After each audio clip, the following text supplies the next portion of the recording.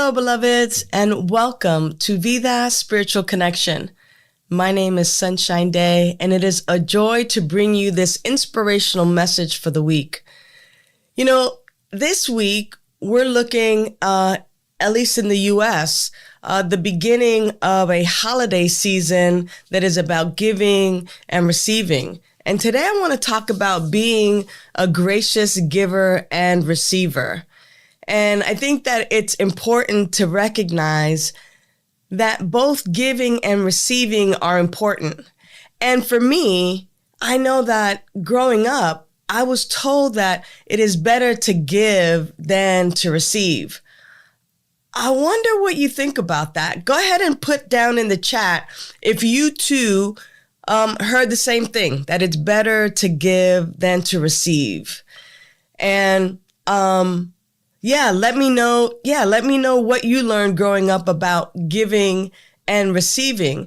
And the reason I want to talk about being a gracious giver and receiver is because there's a reciprocal nature of giving and receiving, and there's this dynamic energy. It's just like a coin has two sides. Giving and receiving is a dynamic exchange between relationships and in relationships. When you give, there needs to be a receiver, someone to receive it. And I know when I give from a joyful heart, or, I don't like giving begrudgingly, like, oh man, I gotta do this. Like sometimes, in the past, I've had to, pay a parking ticket or something like that. And it's like, oh man, I got to pay this parking ticket. And I want you to know that the energy in which you give is also energetically involved in that dynamic exchange. And so I'll tell you a spiritual practice that I use a little bit later on.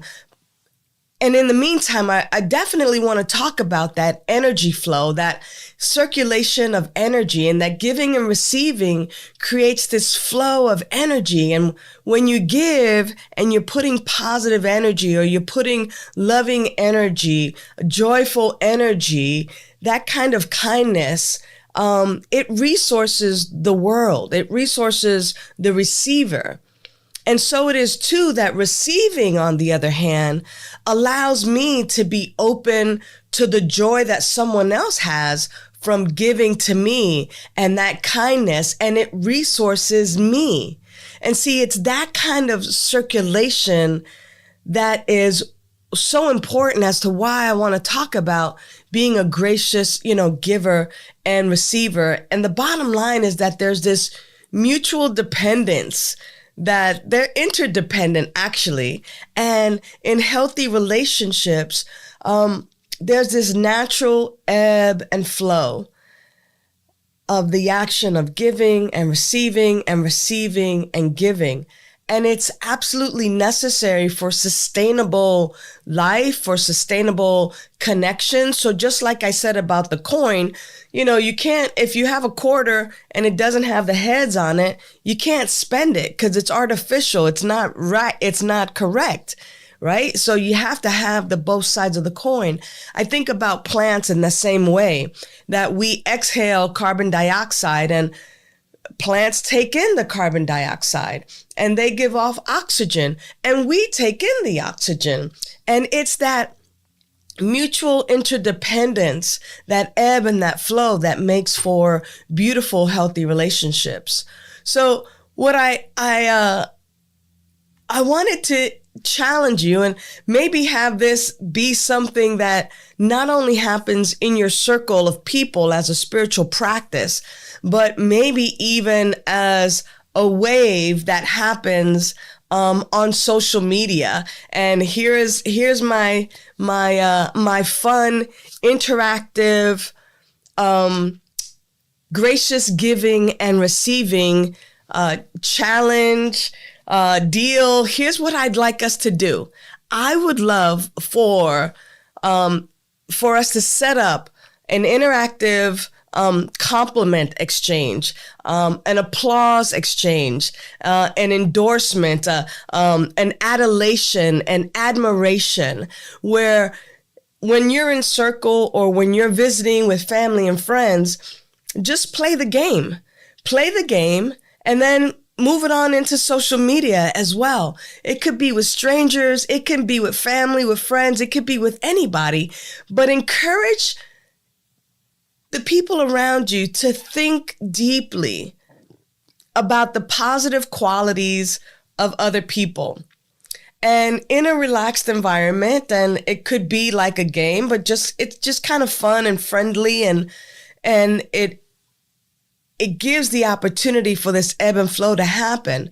So as participants are thinking deeply about a quality of the person in their vicinity, in that circle, at dinner, hanging out, everybody takes a turn paying a compliment and then receiving a compliment. So now, here's the key here. The key is not about like, oh, I like your shirt, or, oh, I like your watch. They should be focused on like character traits more than just appearance. And what this does is it fosters this deep sense of connection and appreciation, because now I am actually looking and seeing someone and pulling out and recognizing and honoring them, and noticing and admiring and applauding them and complimenting them on a character trait, a quality that they have. And they in turn, will do the same. So it could really be, even in circle, that I compliment you and you compliment the other person, and then, everybody gets one. Everybody gets one. Or if you want to be even more creative, it can be the back and forth. I compliment you. I tell you about you, the things, the qualities, the characteristics about you that I admire, and that you get an opportunity to do it for me. Now, what I'm going to imagine is that for some people, this is going to be so uncomfortable, because sometimes some of us might be so selfish and self-centered that we're not even looking at other people and even thinking about them in this way. And yet it also might be uncomfortable for people to actually receive a compliment, because we don't want to receive compliments. So either way, I think it's a beautiful way, and it's a spiritual practice, if you will, of cultivating this mindfulness and this loving kindness and fostering a sense of gratitude and acknowledgement. And by recognizing these virtues about one another, this gives us an opportunity to be more attuned with the beauty that surrounds us. So often I talk to people who are, I call them my teachers with the red pencil. They're always looking to make the correction. Where's the error? Like they're a proofreader. We're always looking, could be 1,000 words that are right and grammatically spelled and all of that stuff. But there's one thing wrong, and that's the thing that they focus on. So now here's an opportunity for us to focus on something wonderful and be gracious givers and receivers. I certainly hope you're up for the challenge this week, and that you make it a part of your everyday occurrence. Listen, it's been a pleasure bringing this message to you today, and I look forward to the next time. Bye for now. Thanks for tuning in to Vida Spiritual Connection. Use the links in the description for prayer requests, to donate to Vida Spiritual Learning Center, and to join our mailing list. Remember to like, share, and subscribe. And you can visit us at vidaslc.org for more information.